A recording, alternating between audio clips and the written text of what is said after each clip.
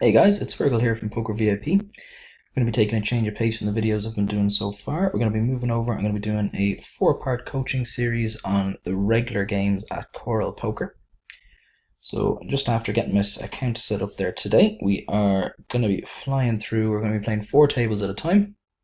We're going to be playing HUDless for the duration, so I'm going to be going through the basics of how to essentially just pick apart a regular micro stakes table without any large databases or anything like that. I'll show you how that's not necessarily needed. We can just go through, we can just play our regular game, play solid poker, and I'll be confident we'll be turning a profit by the end of the session. So I've been playing for a little while already. We're up a stack over on the top left table up here. I flopped a set versus a flush draw, check call the flop, he turned top pair, a check called again, and then we got it in on the river. I did lose to a half stacker though in the top right table. I lost about half a stack with a set over set situation, so it hasn't all been going amazingly so far this session. But we are doing okay, we're definitely up, which is always good. So we're starting it off with a squeeze down on the bottom right, so it was opened from mid position. There was a caller from the cutoff. With king queen off suit, we're going to put in the squeeze, see how this goes.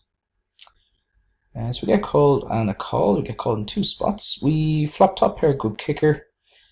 I think we're going to have a bet here. It's pretty unlikely that we're up against ace queen here, and there's not that many other hands that we're afraid of. If someone has pocket 7s or 8s, then they're going to win themselves a decent pot from us. It's not beyond the realms of possibility there that though somebody has a worse queen. Hands like queen 10, king queen suited, queen jack suited rather, those types of hands, they may call the squeeze pre-flop, especially the second caller when they're getting a decent price.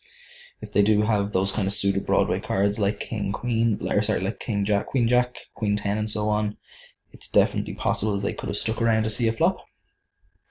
And it's really important that we maximize our value against those types of hands. So we're going to be opening up pocket jacks obviously under the gun. Pretty straightforward on the top right table.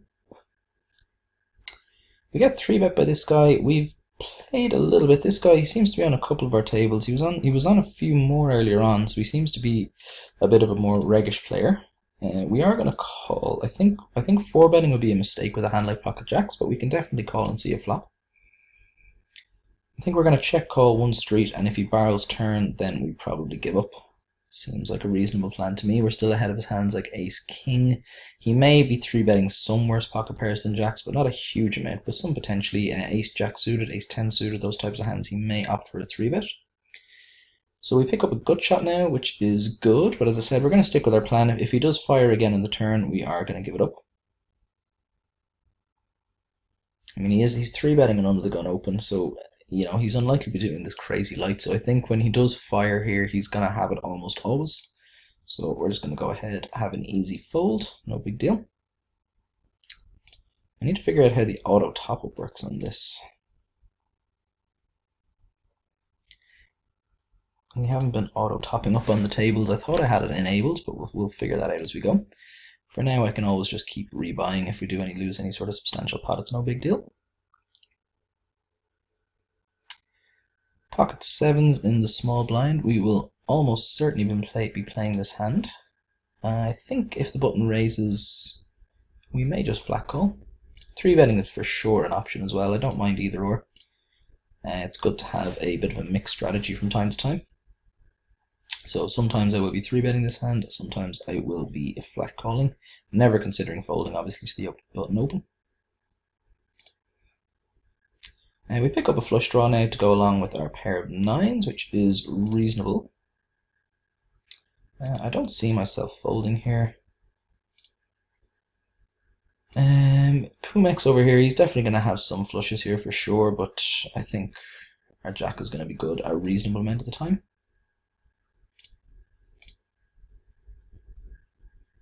So we take that down, which is always good.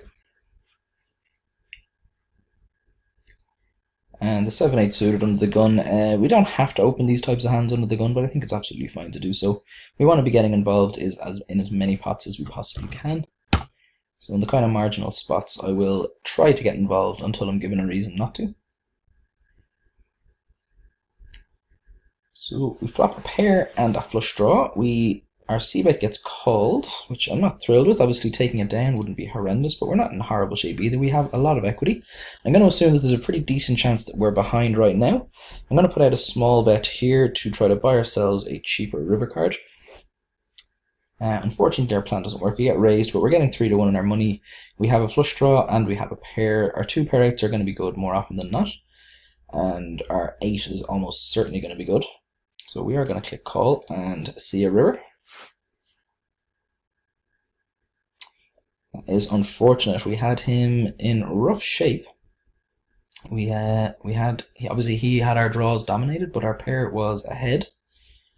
So that is unfortunate. Interesting that he chose to raise the turn there. Against someone with 32 BBs, we're just going to be raising, getting it in. And I think we can 3-bet here versus the under the gun open as a 3-bet bluff essentially. This looks very strong, so we should get a huge amount of respect with the king-jack suited. Unfortunately, the short stacker doesn't decide to get it in. I'm pretty confident we had his hand in reasonably rough shape there. I'm going to start this off with a check back here. So he'll have some kings that are better than ours, not a massive amount, but definitely some. But I also want to check for some deception value. We want to be able to extract value on later streets, and there's not that many cards that can hit on the turn and river that I'm not afraid of, so I'm absolutely fine giving 1 card away, and we're going to start betting now. So let's hope he has a hand like ace queen and can't find a fold. Unfortunately he does, but these things happen, we're not going to worry too much about it.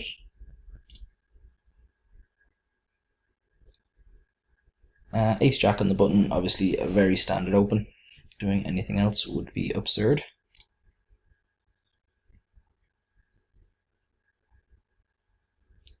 Unfortunately we get no action when we have position. Ace king will be another very straightforward open when it's raised before, so we have a very easy 3-bet in our hands. And we're going to be stealing from the cutoff with ace deuce as well for sure. Any ace in the cutoff, in my opinion, is going to be good enough to open at these games.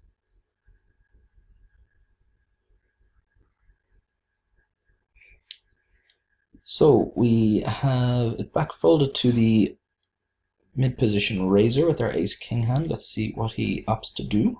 Very good flop for us for sure. We're going to start off with a bet. This board has some potential flushes as well as some potential gut shots and so on as well, so I think there's definitely more merit to betting there than there is with the king jack hand, and there's not as many hands that we're afraid of as well. So the king jack, it was partially a check for protection, but mostly for deceptive value.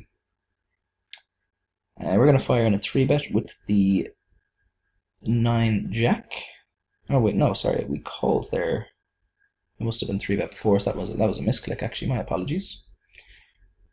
That was an accident. I didn't realize that the small blind had opened, so we're going to go ahead and fold now. We get 3-bet from the blinds with our ace queen. I think we're too strong to fold, but I'm definitely going to be playing this hand cautiously. He makes it very large on the flop, so we're happy enough just to go ahead and click the fold button. Almost over jammed all in there by mistake, just getting used to the layout at the site. So we have a squeeze for sure with the ace king suited. And no one opts to play, we just take that down pre-flop. The king and the jack off suit from the big blind we will more than likely be playing as well, barring a lot of action before us. When we have the limper here, I think we're gonna go ahead and raise for value. We have a hand that can flop a huge amount of top pairs, so it's gonna play very well against a 30 BB stack. We block a lot of his queen X here, so we're gonna go ahead and fire once.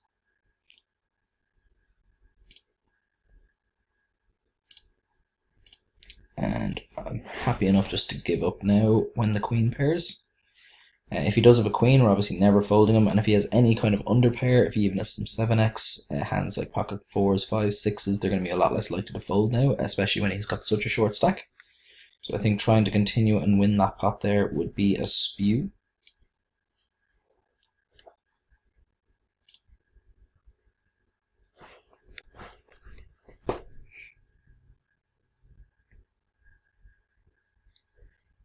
3-6 offsuit, not going to be good enough to try to steal with, unfortunately. I don't like giving big blinds walks, but sometimes you just got to do it.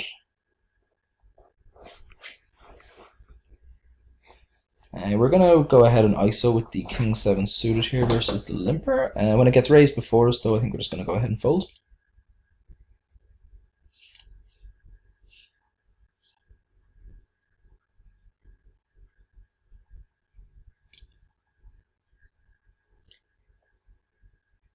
So this short stacker on the bottom left table seems like he is going to be limp calling a reasonable portion of his range for sure. So we're going to be looking to exploit that for sure.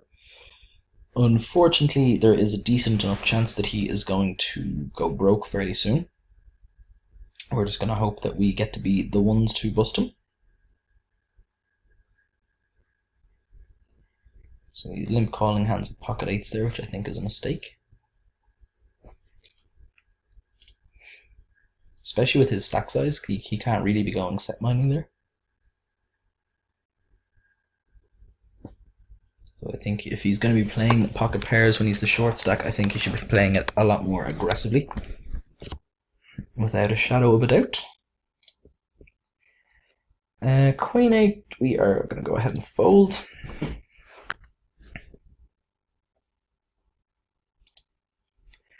The 8-9 suited, though, we will almost certainly be looking to play. Barring a 3-bet before us, we're definitely going to complete this raise. And hopefully get to see a flop. Hopefully Pumex doesn't decide to reship in. We completely whiff, so we are going to be just giving this up, I think. I don't see any way that we're going to be able to continue this profitably out of position. We have some backdoor equity, but it's pretty bad. It's just a backdoor flush and a very weak backdoor straight draw. Definitely happy to 3-bet King Queen suited versus the button open.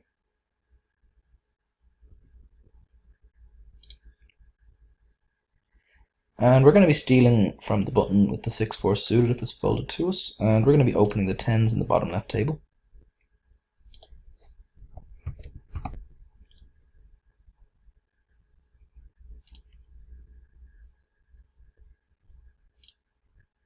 So we take it down with the 6 high, which is always good. And let's see what happens with the pocket 10s. And we're going to be opening with the suited connectors in the top right table also.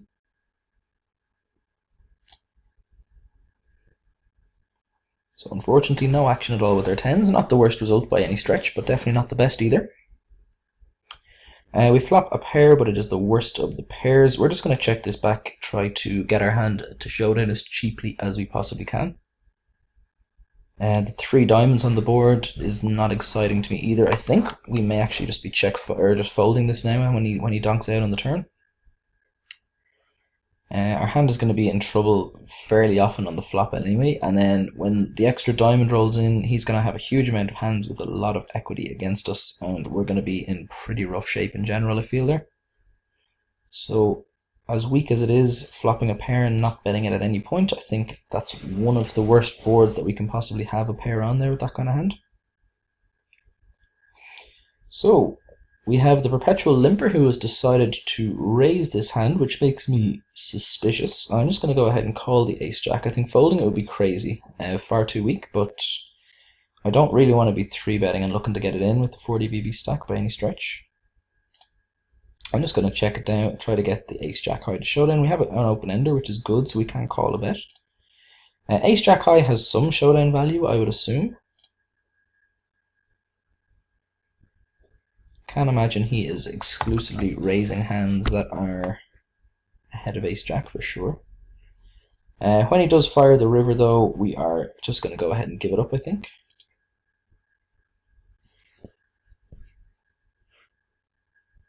If he was at more of our tables, I actually would have been tempted to click call there, partially because ace-jack, it is going to be good there more sometimes, I would assume. But also, it wouldn't be any harm knowing what kind of hands he's doing with that with if he was on multiple of our tables. Since he's only single tabling, or at least he's only on one of our tables, there's no real value in figuring out what a short stacker's ranges are looking like there in that sort of spot.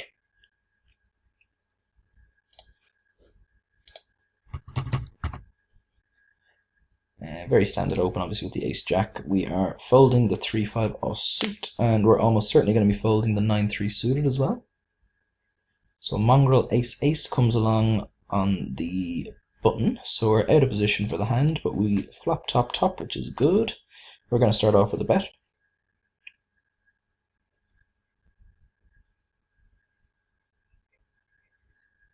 Two snap folds, unfortunately. I think we're going to use the king 10 offsuit as a 3-bet bluff.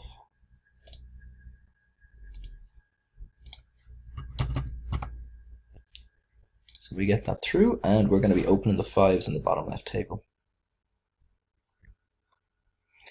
So the bottom right table, we're down to 4 players now. Here, I think we can go ahead and click call and go set mining. We're getting the right implied odds price to go calling. And we have a pair. It's an ace high board, which is a little bit concerning, but we're certainly not going to be folding to a single bet. And we're going to start off with a check call more than likely, and then probably be giving up if we don't improve on a decent number of turns.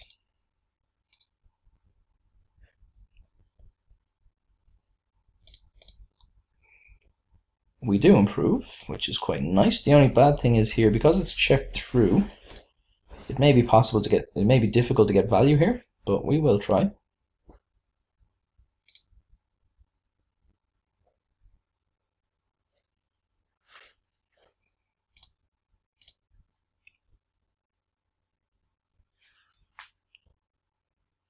So we get called once, and we're just going to go and bet again. We're going to try to get picked off by a weak ace, or possibly even hands like king jack, queen jack, that decided to call the turn when they pick up their gut shot. So we're just going to bet again and see if we can get picked off.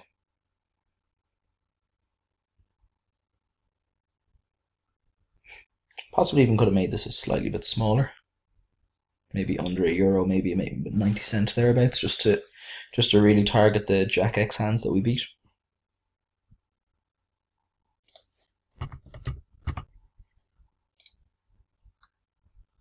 Versus the 4x from the short stacker, we're obviously going to be folding our off-suited connected cards.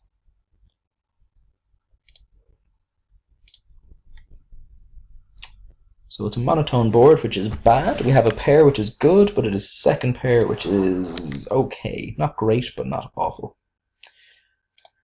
And we've improved the trips, which though I'm quite excited about. I'm trying to decide now whether we want to be raising here or just calling. I think we want to be raising. Calling seems like it'd be a little bit too weak.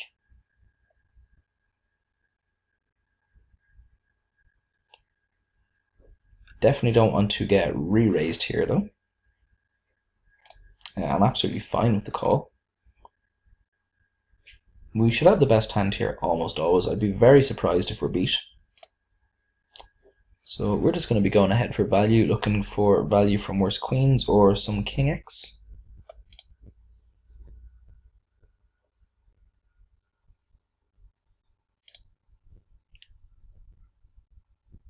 So he is tanking and he folds. So I'm guessing he had at least a flush draw there, so I don't think that we had the hand locked up on the turn, but we definitely had the best hand on the river, of course.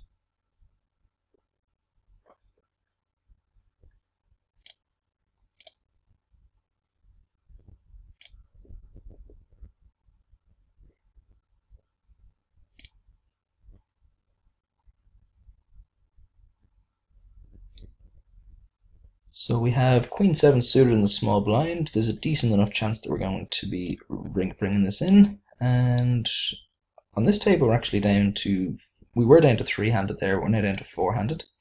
This guy is sat back in. That's what's interesting with the regular tables. You always need to keep track of what sort of stack sizes you're looking at. Pumax has been reasonably aggressive on a couple of different tables. We're actually going to use the ace blocker here and go for a 4-bet bluff. We don't want him thinking that he can just run us over with his 3 bets. He jams all in, unfortunately. We pick the wrong spot to go for the 4-bet bluff here. So easy fold there, obviously.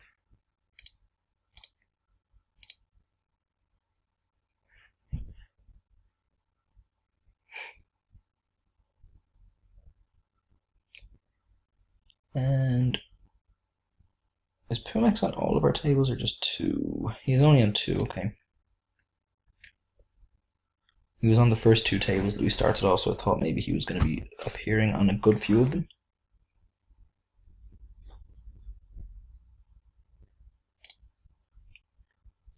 Pocket queens on the bottom left. Hopefully we can do some damage here.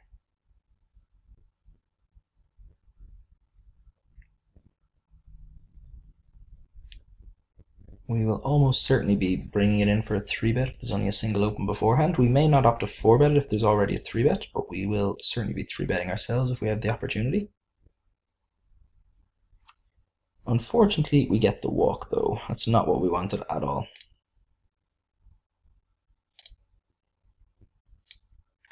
With the pocket 4s on this board, we can't continue. It's one of the worst run-outs for us. So we're just giving up. And we're going to go ahead and lead here with our open ender.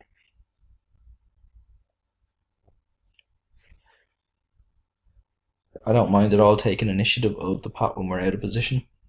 And well, we're in middle position there with 3 people. We're out of position versus Mongrel though. And as I said, I think just taking some initiative there when we have only 9 high, but we have a decent chance to win it if we put in the bet ourselves. I think we have to go ahead and try to take that and maximize our equity there. Maximize our fold equity.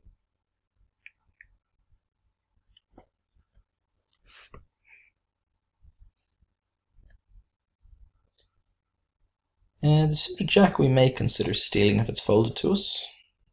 We're only down to 4. Like as I mentioned already, we're 4-handed on this table, so we do need to be loosening up a little bit. Every round is that little bit more expensive, so it's not that every round is more expensive, but every hand on average is more expensive because we're hitting the blinds more often than not than in a normal game. And we're going to go ahead with this squeeze here when Isabel limps. We only have suited connectors here, but we have position, which is nice. We're going to be able to win on a decent number of runouts. The ace high board, even like the fact that we have the 6 here doesn't really change a huge amount. I'd be betting here on pretty much any ace high board I'd be firing. The pair is nice to have as backup though if we do get called.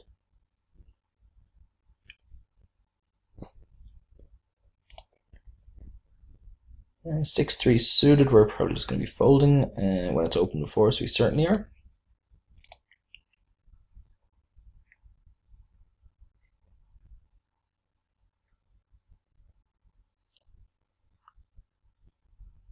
And again, the 7-4 offsuit on the button, it's not going to be an open, unfortunately. We do want to be opening very wide on the button, but 7-4 offsuit isn't going to cut it.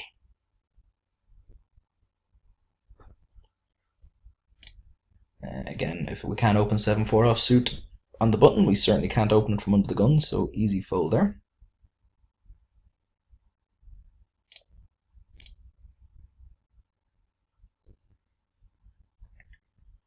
So, potential pot brewing here, blind versus blind. 10 card is definitely interesting. There's definitely going to be at least some 10x in these guys' ranges. So Pumex absolutely fires and bombs the river. So he gets called down by worse with pocket queens there. Nice hand, sir. I'm going to assume that K Tooth Days had a jack of some sort. Any pocket pair is pretty much going to be good enough to open when we're first in from any position. Pocket 9s are most certainly going to be good enough. And ace 8 versus an under the gun open is not going to fare too well, so we're just going to go ahead and fold.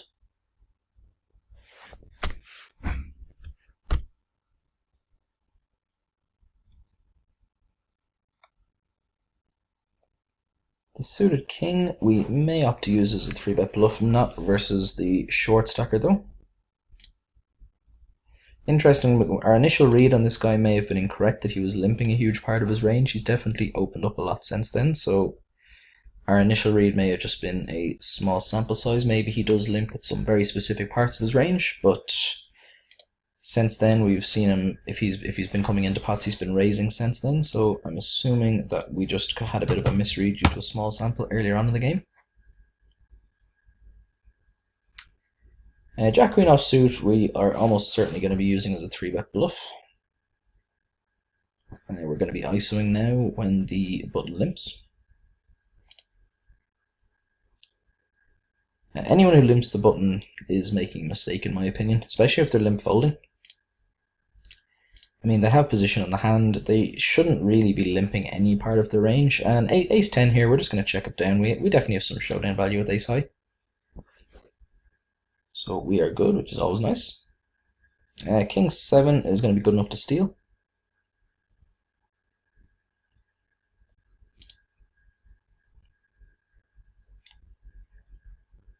We still have king-high, which actually does have some showdown equity here. I'm not going to fold just yet. I want to kind of get a better feel. This Pumex fella seems like he is on the more aggressive side for sure. I wouldn't mind having a better feel for how he's playing. Ace-7, that does make a lot of sense. He seemed on the more aggressive side, so it was kind of my head there. He was going to be 3-betting more of his aces rather than calling. So when the ace rolled off, I wasn't actually all that afraid of him having an ace. Obviously, I'm incorrect there. He does show up with one. But as I said, I don't mind trying to get a bit of a feel for how he's playing in general. So paying off a 4BB bet isn't gonna make or break my day, I don't think, and I think it's worth it to get a little bit of information there. But as I said, it was more so I did think that king high was actually going to be good there somewhat often. I stand corrected, of course.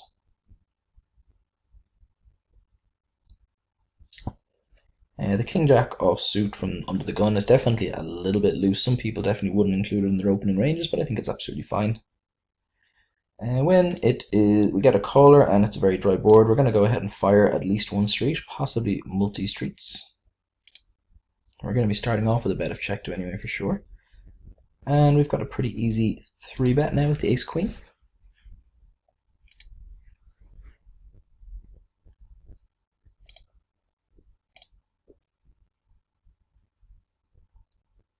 So hopefully we just take this down on the flop, but there are a huge amount of cards that can come on the turn which are good for our range and bad for his, so I don't mind if he does continue. I didn't really want to get raised is the only thing, but I mean he shouldn't really have much 6x here at all. So what I'm going to do, I'm actually going to call and see a turn.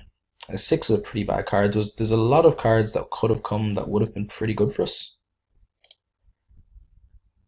So what we're going to do now, if he is an 8, I don't think we're going to get him to fold with a single bet now, but I think we're going to have a decent enough opportunity to do so with a bet and then a jam or at least a large bet in the river. Not on the deuce run out though. There was a huge amount of cards that I was going to fire in a bluff, but on that particular card I don't think it's going to be good. Basically any card above a 10 I was going to bet, potentially overbet jam all in. I think he's going to show us an 8 here very often. Pocket 9's pretty similar, but as I said, I think I like my kind of plan of any card above a 10, just stick the money in and put him to a decision for all of his chips. I think it would have been successful.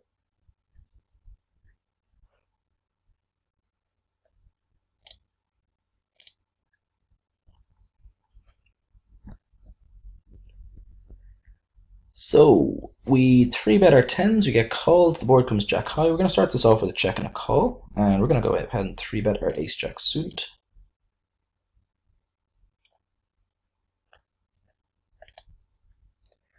And I can't fold the 10s here. Obviously I don't love the jack on board, but there are worse boards for our 10s for sure. We pick up a flush draw, which is quite nice. If he does have a jack, there's a decent chance that we have increased our equity substantially.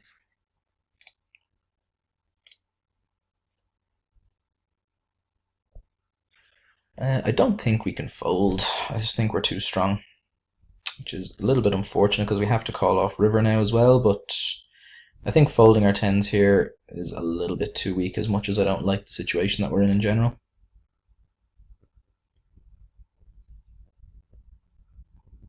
Our 10s are good though, which is nice.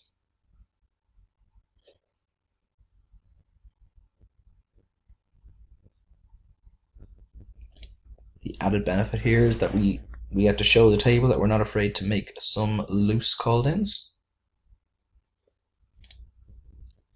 We don't want to get into the 3-bet, 4-betting game with Pumex again. He's shown us that he is capable of sticking in the 5-bet. Whether he was doing that as a little bit light or whether he just had the value there, we're not sure. But when he does 3-bet our button open, we're just happy enough to fold the ace rag.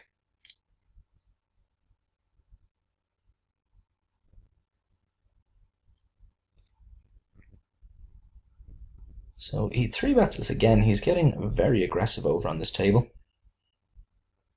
When Vuchke ships the money, we're just going to have to go ahead and fold. And Pumex snap folds. Again, I was kind of hoping to see what he was doing that with. We may need to start playing back at this fella.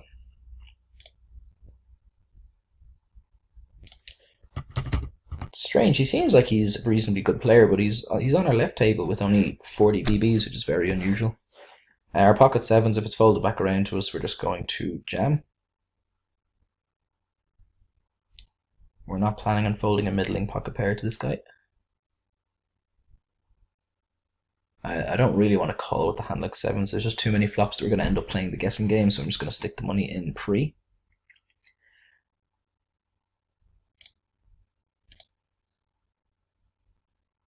Calls us with ace king, which is fine. We just need to fade, which we do.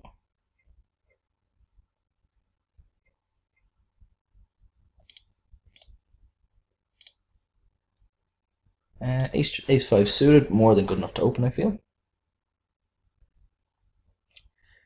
We flop bottom pair. I think we're just going to go ahead and fire primarily for protection here. We're going to have the best hand here fairly often, and we don't really want to give a bunch of people free cards. It's a reasonably draw heavy board, so we may get called by worse as well.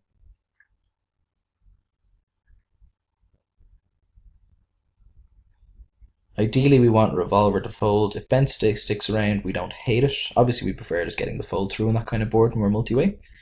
But if we were going to get action, we definitely want it to be from the person that we have position on rather than who we're out of position against. 3-betting the suited ace for sure. And we're going to be opening the 8-10 suited.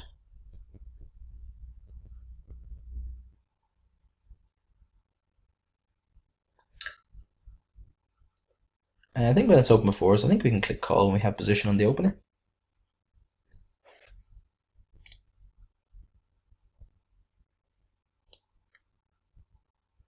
And I feel like we are going to use the Queen Jack offsuit as a 3-bet bluff here, blind versus blind.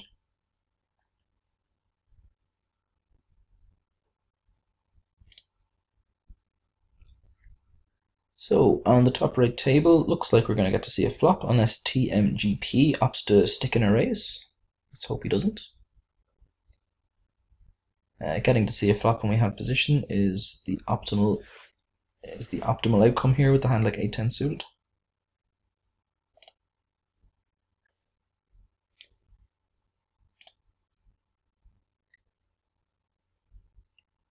I think we're just going to check ace jack here. What happened? We 3-bet. It was opened and we 3-bet and we got called. I think we're just going to go ahead and fold the ace jack.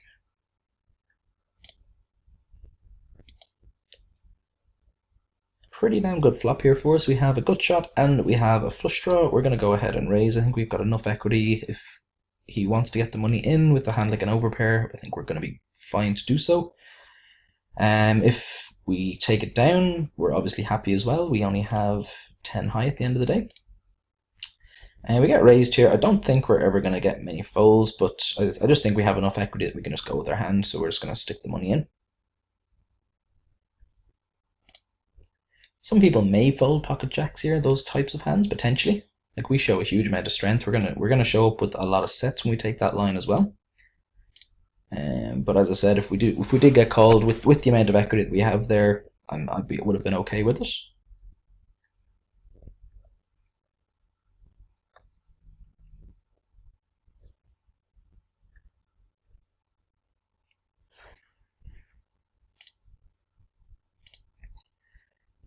Queen 8, it's a little bit close. We could consider opening it from the button. We'd definitely open it. From the cutoff, though, I think we're going to be okay to fold. It was raised before us anyway, so it didn't really matter. But I think kind of Queen 8 suited we would certainly be opening. Queen 8 offsuit though, I think we're fine just to click the fold button. Queen 3 suited from the cutoff isn't going to do it either, unfortunately. We don't have an open in our hands, nor do we have one with the 6-3 offsuit.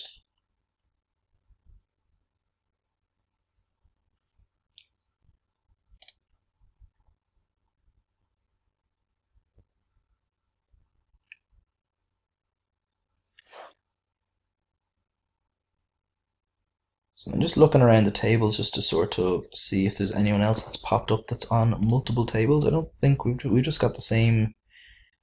This mongrel ace ace was on a couple of our tables, I believe. He's over in the bottom left and the bottom right.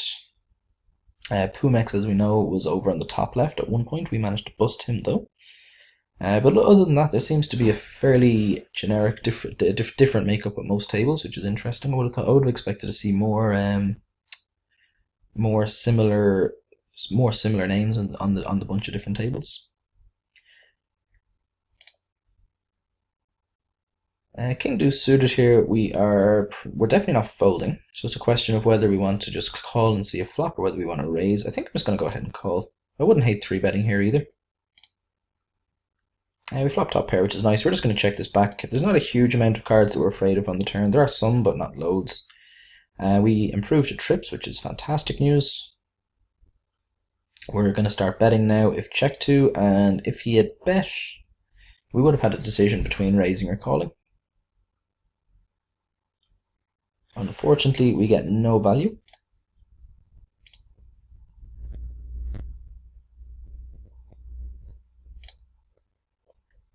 The deuce and the 7 on the button will not be an open, I'm afraid.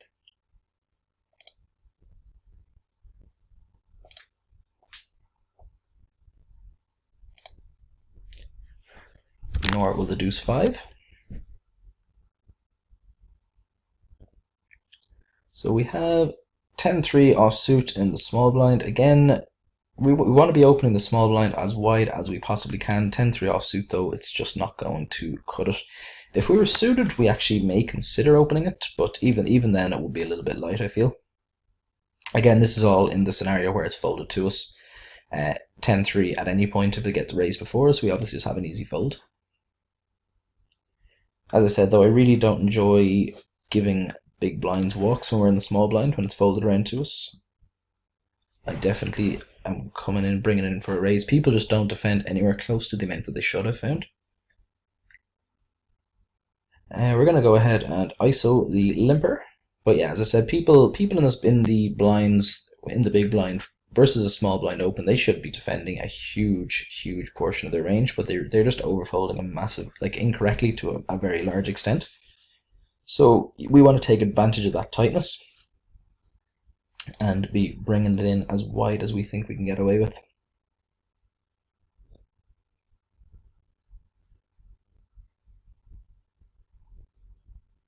The king and the 10 we will be opening. If it's raised before us, we may actually use it as a 3-bet bluff. It's not beyond the realms of possibility.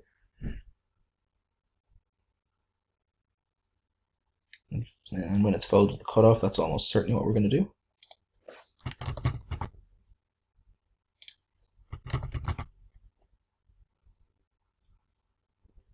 Two easy button opens with the suited ace and the offsuit Broadway king.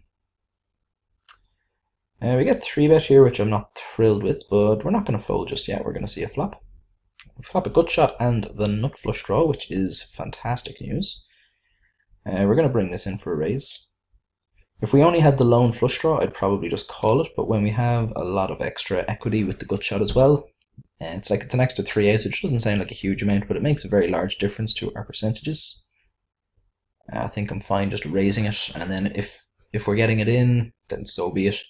More than likely we have flush outs, we have straight outs, and our ace is going to be good very often with a lot of the hands that he's opting to get the money in with there as well. And in the situation where we just take it down, that's fine by me as well. We're going to have folded out there a lot of aces that dominate us, which is great news for us. So while we do have a lot of equity against those hands, they are still ahead of us at the end of the day, so if we can successfully fold them out, we are not going to complain.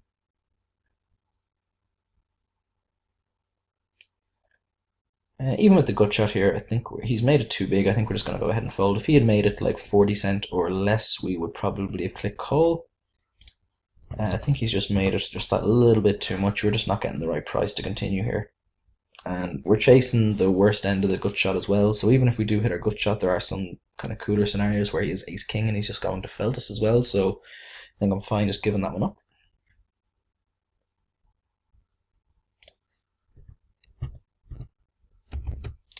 Forgot to put in my decimal there. I was almost almost just open jamming with the ace deuce by mistake there, which would not have been optimal.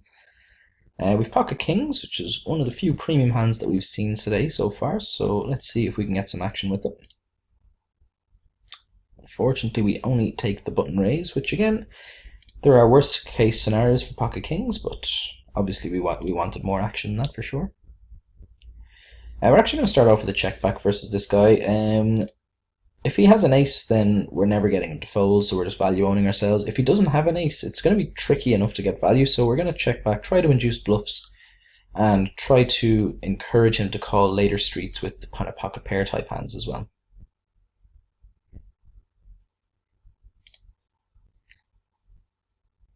Going for another street of value here seems a little thin, which is kind of unfortunate. I mean, it's just the way the hand played out. It's kind of hard to see, especially on that king. It's kind of difficult to see what he can have that will call us with.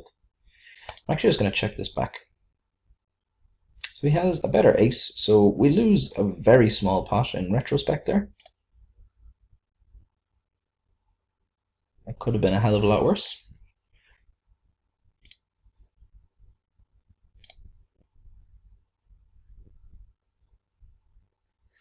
So again, I think he played it okay to an extent. I think he maybe could have considered leading the river though.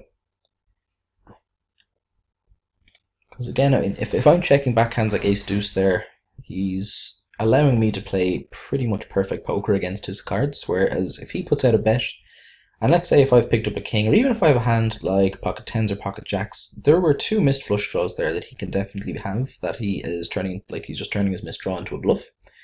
So it's not exactly going to be a trivial fold to those hands. I certainly wasn't going to be folding ace deuce if he had bet. So I think he could have played it a little bit better, but I don't hate his line by any stretch.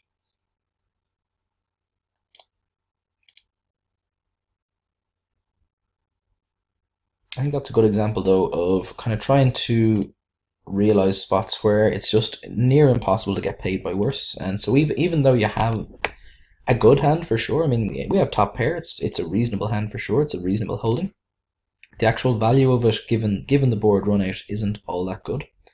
And at the end of the day, we also have the worst possible kicker as well. So pocket fives, we're just going to check this and hope that it is good. Hopefully it's a hand like ace 9 or ace 8, something along those lines.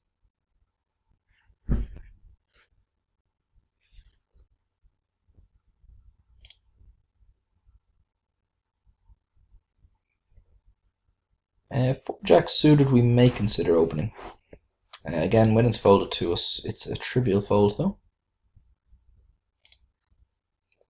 6-7 offsuit though, we're definitely going to be bringing it in for a raise if it is folded. It gets raised and 3-bet before us, so all the more reason to be folding.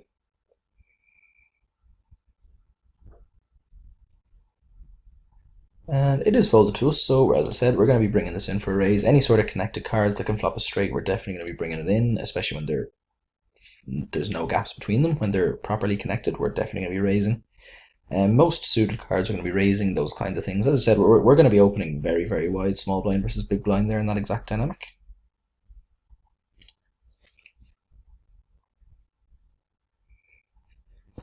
And 9-10 suited, we are going to have an open for sure. And what I'm going to do now is I'm actually just going to sit out these hands now. We are going to call part 1 a day now.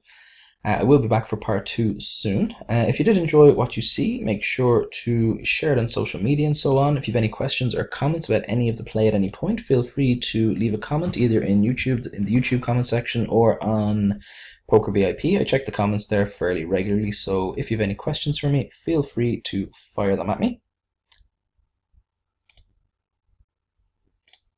And we're going to call with the 9-10 suited in position. So we flop top pair and a flush draw. Hopefully we can win a stack to finish off the video.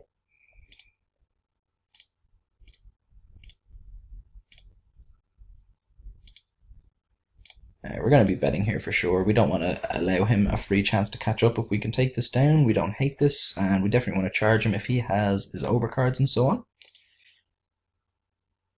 We get raised, which is not what I was expecting here at all. I don't think I'm folding just yet, but I'm not thrilled about the situation at all.